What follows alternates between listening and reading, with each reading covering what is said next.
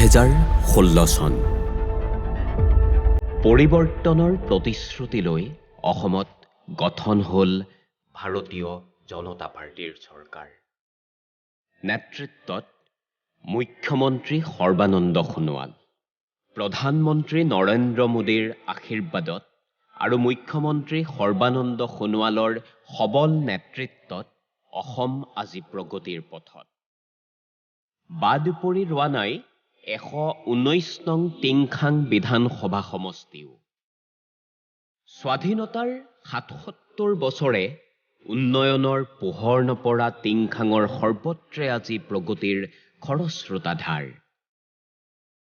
উত্তৰ পূৰ্বাঞ্চলক অষ্টলক্ষ্মী ৰূপে জ্ঞান কৰা প্ৰধানমন্ত্ৰী নৰেন্দ্ৰ মোদী আৰু জনপ্ৰিয় মুখ্যমন্ত্ৰী সৰ্বানন্দ সোণোৱালৰ সামগ্ৰিক আৰু জনমুখী আঁচনিয়ে পোহৰাই তুলিছে টিংখাঙক।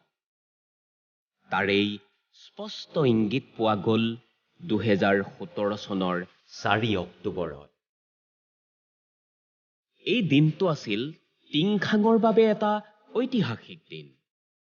কাৰণ এই দিনটোতে জনপ্ৰিয় মুখ্যমন্ত্ৰীজনে ধমন হাইস্কুল খেলপথাৰত অনুষ্ঠিত এক বৃহৎ ৰাজহুৱা সভাত হেজাৰ হেজাৰ টিংখঙীয়া ৰাইজক সাক্ষী কৰি 273 কোটি টকা মোকলাই দিয়ে।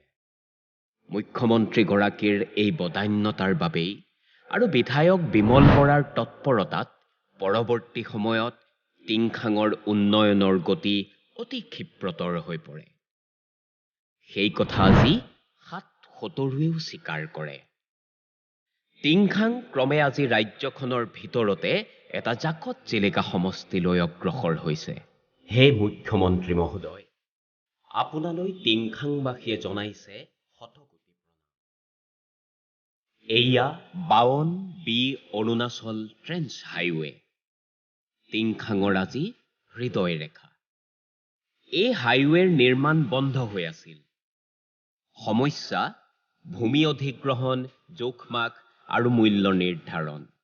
কিন্তু ট্ৰান্সফৰমেশ্যন থ্ৰু ট্ৰান্সপৰ্টেশ্যনত বিশ্বাসী প্ৰধানমন্ত্ৰী নৰেন্দ্ৰ মোদীৰ আদৰ্শেৰে অনুপ্ৰাণিত মুখ্যমন্ত্ৰী সৰ্বানন্দ সোণোৱালৰ প্ৰত্যক্ষ হস্তক্ষেপত আৰু বিধায়ক বিমল বৰাৰ উদ্যোগত ভূমি ক্ষতিগ্ৰস্ত 433টা পৰিয়ালৰ 1198 বিঘা ভূমি ম্যাদীকৰণ সম্ভৱ হৈ উঠে আৰু 41 কোটি টকা ক্ষতিপূৰণৰ ধন মোকলাই দিয়া হয়।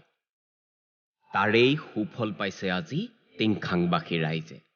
জিলা সদৰলৈ দূৰত্ব হ্ৰাস, 2.5 ঘণ্টাৰ বাট ডিব্ৰুগড়লৈ ৰাজগড়ৰ পৰা লাগে মাত্ৰ 40 minute.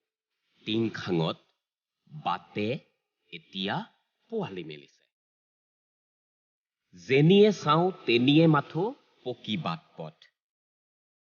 52B Arunachal trans highway, 40 কোটি টকা ব্যয় সাপেক্ষে বামুণবাৰী, লেঙেৰী, আঘোনিবাৰী হৈ পুনৰ তিনিআলি চাহ বাগিচাত মৰাণ নাহৰকটীয়া পথত সংলগ্ন 22 কিলোমিটাৰ পেভাৰ ব্লক পথৰ নিৰ্মাণ, মৰাণ নাহৰকটীয়া আদি প্ৰধান পথবোৰৰ কথা নকলোৱেই বা। গাঁৱে গাঁৱে আজি নিৰ্মাণ হৈছে পকী পথ। চাহ বাগিচাৰ কৌটিকলীয়া দুৰ্গম বাট পথে পাইছে আজি নতুন ৰূপ। এয়া খুটুঘাট। বৰহাট মাহমৰা সংযোগী এই খুটুঘাটত 12 কোটি টকা ব্যয় সাপেক্ষে নিৰ্মাণ হৈ আছে এখন পকী দলং। সোণাৰী আৰু টিংখাং সমষ্টিৰ মাজত দিচাং নদীৰ ওপৰত তৃতীয়খন পকী দলং। খুটুঘাটত এখন দলং লাগে। দুয়োপাৰৰ ৰাইজৰ এয়া আছিল দীৰ্ঘদিনীয়া দাবী। কিন্তু দাবী পূৰণ হ'ল কেতিয়া? যেতিয়া দিছপুৰত জাতি মাটি ভেটি ৰক্ষাৰ প্ৰতিশ্ৰুতিৰে বিজেপি চৰকাৰ হ'ল। আৰু বেছি দিন নাই, খুটুঘাটত ইতিহাস হ'ব হাতনাও আৰু সুচল হ'ব দিচাঙৰ ইপাৰ সিপাৰ, যেন উকি এটাৰ বাট বৰহাট। বিধায়কৰ শৈক্ষিক বৰ্ষ 2019-20। এক অভিলাষী আঁচনি, উদ্দেশ্য টিংখাঙৰ শৈক্ষিক আন্তঃগাঁথনি উন্নয়ন আৰু মানসম্পন্ন শৈক্ষিক পৰিৱেশ গঢ়ি তোলা। 2019-20 বৰ্ষত সমষ্টিৰ 300ৰো অধিক বিদ্যালয়ৰ গৃহ আটকধুনীয়াকৈ পুনৰ নিৰ্মাণ কৰা হয়, য'ত বিধায়ক আৰু সাংসদৰ এলেকা উন্নয়ন পুঁজি, মুখ্যমন্ত্ৰীৰ অনিৰ্ধাৰিত পুঁজি, চতুৰ্দশ বিত্তীয় আয়োগৰ পুঁজি ব্যয় কৰা হয়।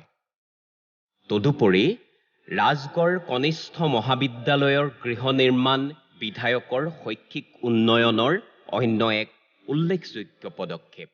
টিংখাঙৰ পয়ালগা চিকিৎসা ব্যৱস্থাৰ আমূল পৰিৱৰ্তন সাধন কৰি নতুন ৰূপত সজাই পৰাই তোলা হৈছে ৰাজগড় সামূহিক চিকিৎসালয় আৰু লেঙেৰী আদৰ্শ স্বাস্থ্য কেন্দ্ৰ। টিংখাঙত নতুনকৈ গড়কাপ্তানি পৰিদৰ্শন বঙলা নিৰ্মাণ দ্ৰুতগতিত আগবাঢ়িছে। প্ৰায় 1.5 কোটি টকা ব্যয় সাপেক্ষে দুমহলীয়াকৈ নিৰ্মাণ কৰি থকা হৈছে বঙলাত। টিংখাঙত আজি প্ৰায় 98% বৈদ্যুতিকৰণ সম্পূৰ্ণ হৈ উঠিল। লক্ষ্য 100% বৈদ্যুতিকৰণ। এয়া সম্ভৱ হৈছে কেৱল সবকা সাথ সবকা বিকাশ আৰু সবকা বিশ্বাস মহামন্ত্ৰ দীক্ষিত প্ৰধানমন্ত্ৰী নৰেন্দ্ৰ মোদী আৰু অসমৰ মুখ্যমন্ত্ৰী সৰ্বানন্দ সোণোৱালৰ জনকল্যাণমূলক আঁচনিৰ বাবে। তাৰোপৰি সমষ্টিটোৰ বিভিন্ন ঠাইত এয়া সৌৰচালিত ষ্ট্ৰীট লাইটৰ সংযোজন। এয়া ৰাজগড়ত নিৰ্মাণৰত ৰাষ্ট্ৰীয় পৰ্যায়ৰ ইনডোৰ ষ্টেডিয়াম। আনহাতে ক্ৰীড়া ক্ষেত্ৰৰ উন্নয়নৰ বাবে সমষ্টিৰ 3 কোণত 3টা ক্ৰীড়া প্ৰকল্প গঢ়ি তোলা হৈছে। সেইকেইটা হৈছে ৰাজগড়, লেঙেৰী আৰু ধমন ক্ৰীড়া প্ৰকল্প। এয়া ৰাজগড়ত কোটি টকা ব্যয় সাপেক্ষে নিৰ্মাণ হৈ আছে টিংখাংবাসীৰ সপোনৰ প্ৰকল্প। সুধাকণ্ঠ ডক্টৰ ভূপেন হাজৰিকা সাংস্কৃতিক প্ৰকল্প। নিৰ্মাণ প্ৰায় 80% সম্পূৰ্ণ হৈ উঠিছে। টিংখাঙৰ প্ৰাক্তন বিধায়ক জননেতা ভদ্ৰেশ্বৰ গগৈৰ স্মৃতিত নিৰ্মাণ কৰা এয়া ভদ্ৰেশ্বৰ গগৈ সোঁৱৰণী প্ৰেক্ষাগৃহ। 7 কোটি টকাৰ প্ৰকল্প ব্যয়েৰে নিৰ্মাণ হৈ থকা অত্যাধুনিক সকলো সা সুবিধাৰে সমৃদ্ধ হ'ব লগা প্ৰেক্ষাগৃহটোৰ প্ৰথম পৰ্যায়ৰ নিৰ্মাণ ইতিমধ্যেই সম্পূৰ্ণ হৈ উঠিছে। এই আটকধুনীয়া ভৱনটোৱেই হ'ল আজি মুখ্যমন্ত্ৰী সৰ্বানন্দ সোণোৱাল ডাঙৰীয়াই আনুষ্ঠানিকভাৱে উদ্বোধন কৰা টিংখাং আৰক্ষী থানা। এয়া দিহিংচাং বহুমুখী প্ৰকল্প। প্ৰধানমন্ত্ৰী নৰেন্দ্ৰ মোদীৰ আত্মনিৰ্ভৰ ভাৰত আৰু মুখ্যমন্ত্ৰী সৰ্বানন্দ সোণোৱালৰ আত্মনিৰ্ভৰ অসমৰ আদৰ্শেৰে এয়া আত্মনিৰ্ভৰ টিংখাঙৰ সামান্য প্ৰয়াস। বহু যুৱকৰ আশা ভৰসাৰ থল আৰু আত্মসংস্থাপনৰ পণ। প্ৰকৃতিৰ উৰ্বৰ সৃষ্টি টিংখাঙৰ উত্তৰে দিহিং আৰু দক্ষিণে দিচাং নদী বৈ গৈছে নিৰৱধি। পাৰত বিস্তীৰ্ণ সাৰুৱা কৃষিভূমি আৰু বিশাল জলাশয়।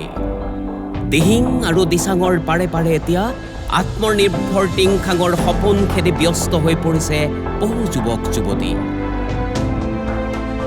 সমষ্টিটোৰ 3 স্থানত প্ৰায় 3000 বিঘা মাটি ৰবি শস্যৰ বাবে আৰু 50 হেক্টৰ জলাশয়ত মীন পালন কৰা হৈছে। আনহাতে এই আঁচনিৰ অধীনত শিপিনীসকলৰ উৎকৰ্ষ সাধনৰ বাবেও আঁচনি লোৱা হৈছে। এয়া চাহ বাগিচাৰ শ্ৰমিকৰ লাইনে লাইনে নিৰ্মাণ কৰা পকীপথ। টিংখাং চাহ বাগিচাৰে আবৃত এটা সমষ্টি। চাহ বাগিচা অঞ্চল আৰু চাহ জনগোষ্ঠীয় লোকসকলৰ উন্নয়ন অবিহনে সমষ্টিৰ উন্নয়ন অসম্ভৱ। সেয়ে এই পদক্ষেপ। আনহাতে ধন পুৰস্কাৰ মেলা, হেজাৰ শ্ৰমিকৰ বেংক একাউণ্ট মুকলি, শ্ৰমিকৰ ঘৰে ঘৰে বিজুলী সংযোগ, উজ্জ্বলা আঁচনিৰ অধীনত ৰন্ধন গেছ যোগান, বিভিন্ন জনকল্যাণমূলক আঁচনিৰ সফল ৰূপায়ণ কৰা হৈছে টিংখাঙত। আনহাতে এয়া চাহ বাগিচাত কৰ্মৰত মাতৃৰ কেঁচুৱাৰ বাবে উমলা ঘৰ। টিংখাঙত এনে উমলা ঘৰ নিৰ্মাণ কৰা হৈছে বিধায়কৰ এলেকা উন্নয়ন পুঁজি। টিংখাং সমষ্টিয়ে প্ৰায় 650 গৰাকী বিদ্যালয়ৰ ছাত্ৰ ছাত্ৰীক উপযুক্ত সমল ব্যক্তিৰ দ্বাৰাই কেৰিয়াৰ আৰু বৃত্তিগত দিশ নিৰ্দেশনাৰ কাৰ্যসূচী, 120 গৰাকী ছাত্ৰ ছাত্ৰী আৰু নিবনুৱাক টেট পৰীক্ষাৰ প্ৰস্তুতিৰ প্ৰাৰম্ভিক প্ৰশিক্ষণ প্ৰদান, 37 জন যুৱকক বৃত্তিগত পেইণ্টিং প্ৰশিক্ষণ প্ৰদান উল্লেখযোগ্য। সমষ্টিৰ প্ৰায় শতাধিক মহিলাক চিলাই প্ৰশিক্ষণ প্ৰদান কৰাৰ উপৰিও অসম ৰাজ্যিক দক্ষতা বৃদ্ধি অভিযান, প্ৰধানমন্ত্ৰী কৌশল বিকাশ যোজনা, দীনদয়াল উপাধ্যায় গ্ৰামীণ কৌশল যোজনাৰ জৰিয়তে প্ৰায় 1000 নিবনুৱাক প্ৰশিক্ষণ প্ৰদান কৰি স্বাৱলম্বী হোৱাৰ পথ মোকলাই দিয়া হয়। অসম চৰকাৰৰ অন্যতম গুৰুত্বপূৰ্ণ আঁচনি অসম দৰ্শন। এই আঁচনিৰ অধীনত ঐতিহাসিক কীৰ্তিচিহ্ন, নামঘৰ, মন্দিৰ মছজিদ, গীৰ্জা আদি থানসমূহৰ আন্তঃগাঁথনি আৰু যাতায়াত ব্যৱস্থা উন্নীতকৰণৰ কাৰণে বলিষ্ঠ ভূমিকা গ্ৰহণ কৰা হয়। অসম দৰ্শনৰ অধীনত টিংখাঙত 23.83 কিলোমিটাৰ পথ পকীকৰণৰ আঁচনি লোৱা হৈছে। লগতে জনস্বাস্থ্য কাৰিকৰী বিভাগৰ দ্বাৰা ৰাজহুৱা শৌচাগাৰ, ৰাজহুৱা প্ৰস্ৰাৱগাৰ আৰু পানী যোগান আঁচনিৰ ব্যৱস্থা কৰা হৈছে।